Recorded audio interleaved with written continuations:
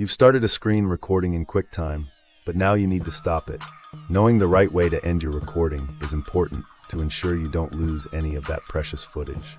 In this video, we'll walk you through the steps to properly stop your QuickTime screen recording.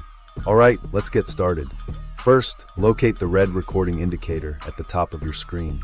This will be a small red bar or icon that appears when you're recording. To stop the recording, simply click on this indicator. This will open a window with your recording controls. In the recording controls window, you'll see a large stop button. Click this button to end the recording. QuickTime will then automatically save your screen capture to your computer.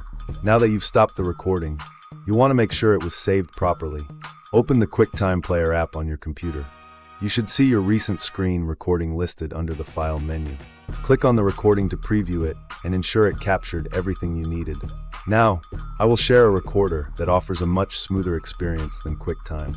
That is Edimakor.it is a powerful, all-in-one screen recorder and video editor.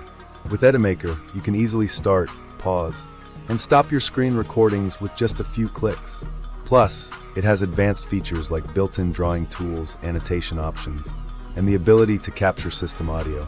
To stop a recording in Edimakor, simply click the large red stop button at the top of the screen. Edimakor will then automatically save your recording to your computer, where you can easily find and access it later.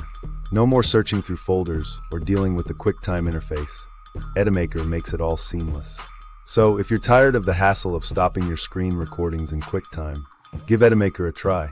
With its intuitive interface and powerful features, you'll be able to capture your screen with ease and without headaches. Download